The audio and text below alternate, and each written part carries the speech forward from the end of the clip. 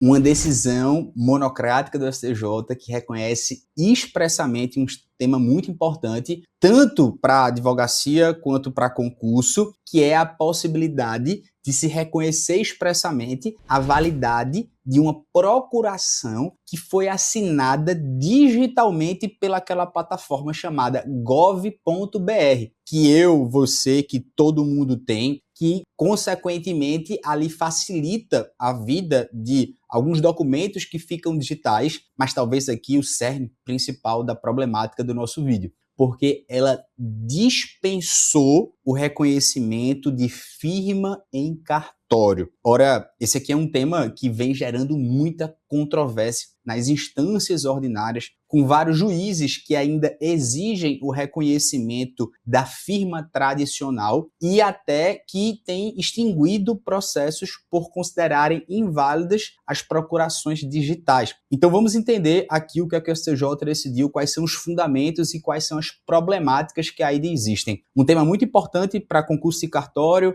e também, por que não, para concursos da magistratura, da Defensoria Pública e também outros concursos. Eu me chamo Felipe Duque, sou professor aqui de Estratégia Carreira Jurídica e quero que você comente aqui embaixo o que é que você acha disso, né? Se você concorda ou se você discorda. E aqui eu vou abrir, inclusive, a caixa de Pandora, porque nós tivemos muitos comentários em alguns posts que eu vi sobre essa notícia. Então a gente vai analisar o inteiro teor da decisão e também trazer os lados, né, das pessoas que pensam do acerto e do desacerto, né, das consequências disso aqui, até onde pode chegar. Mas antes, você tem que se inscrever no canal, comentar. Eu fico feliz, né, que você esteja gostando desse projeto, aprendendo, né, o mais importante, apoiando também para a gente crescer. Vamos lá. Olha, primeiro vamos entender o caso concreto que deu origem a essa discussão, né. Foi o seguinte, uma consumidora, ela ajuizou uma ação declaratória de inexigibilidade de débito contra o Banco Bradesco e uma empresa que lá estava querendo recuperar um crédito, ela era devedora. Até aqui, nada demais. O problema começou quando o juiz de primeira instância ele decidiu que ali havia indícios de litigância predatória no caso. Se você não sabe o que é litigância predatória, é um tema bem bacana, mas eu vou deixar isso aqui para depois, para a gente conversar.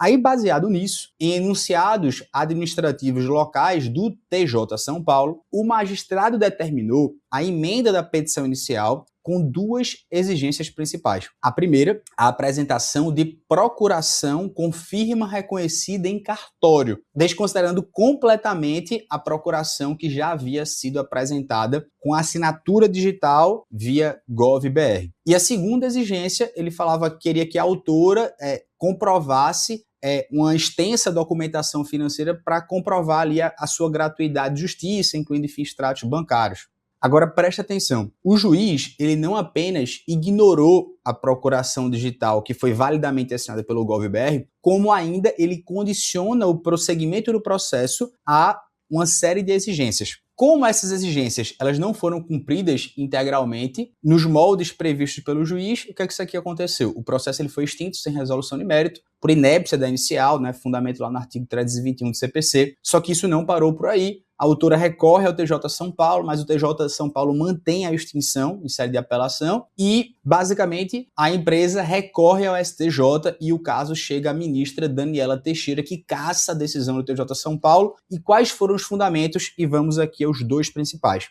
Primeiro fundamento, ela considerou a validade da assinatura eletrônica avançada via gov.br. A relatora, ela fundamenta a sua decisão na Lei 14.063 de 2020, que é a lei que disciplina o uso de assinaturas eletrônicas em interações com entes públicos e privados. E essa lei, ela é essencial para entendermos a decisão. No seu artigo 4º, inciso 3º dessa lei, ela equipara expressamente a assinatura eletrônica avançada, que é exatamente o tipo de assinatura utilizado pelo portal gov.br, a assinatura manuscrita com firma reconhecida. Ou seja, a própria lei federal já garante a autenticidade e integridade do documento assinado digitalmente. Além disso, temos também o artigo 105 do Código de Processo Civil, que também confere validade expressa às assinaturas eletrônicas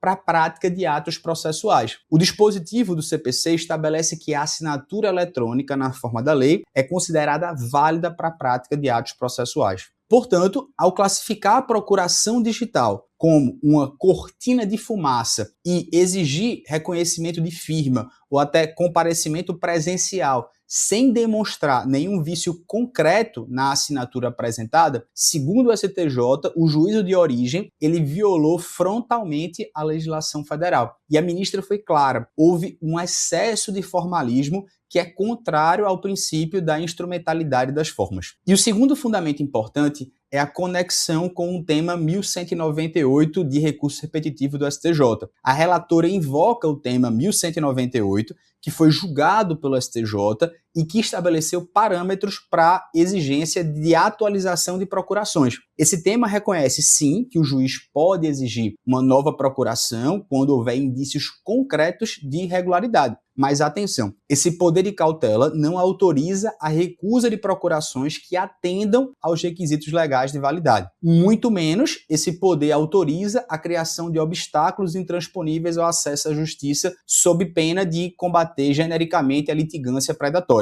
Se o juiz quer questionar a validade da procuração, ele precisa combater concretamente qual vício existente naquela assinatura específica. Tá, agora vamos aqui ao que realmente importa. O que é que muda na prática com essa decisão? Bom, primeiro foi uma decisão monocrática do STJ, isso aqui pode prevalecer, mas a primeira mudança é que pode ser que nós tenhamos a dispensa do reconhecimento de firma em procurações digitais. E aí os advogados podem apresentar procurações assinadas via gov.br ou até plataformas equivalentes com certificação digital, sem necessidade de firma em cartório, como se a assinatura eletrônica avançada fosse suficiente. A segunda mudança é que a decisão deixa clara que há uma inversão desse ônus argumentativo. Se o juiz questionar a validade da procuração digital, será ele quem deverá fundamentar concretamente qual é esse vício que existe na assinatura apresentada. Bom, terceira mudança é, claro, um sintoma de economia e de desburocratização, né? Porque essa medida ela vai reduzir custo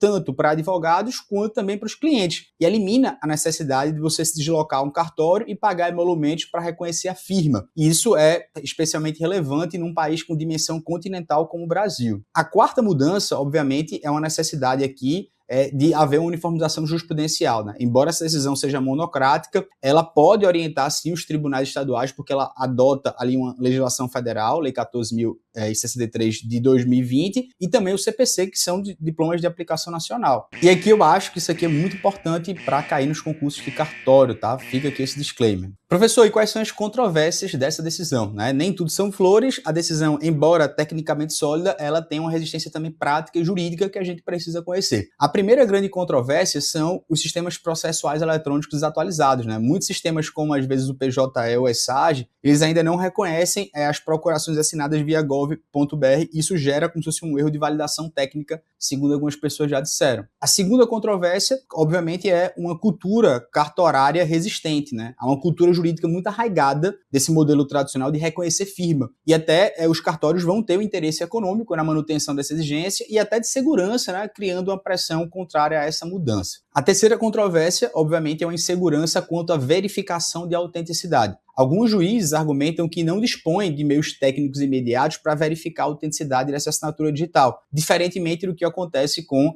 a firma tradicional. Bom, esse julgamento, é óbvio, ele é um passo importante para consolidar no processo judicial eletrônico um instrumento relevante que reduz o formalismo e que poderia ser um obstáculo ao acesso à justiça. No entanto, esse tema aqui, obviamente, ele ainda vai sofrer um grande debate, né? Um tema bem polêmico, mas eu quero saber o que é que você acha, né? Quero que você comente aqui embaixo. Um grande abraço, fica com Deus e vamos lá.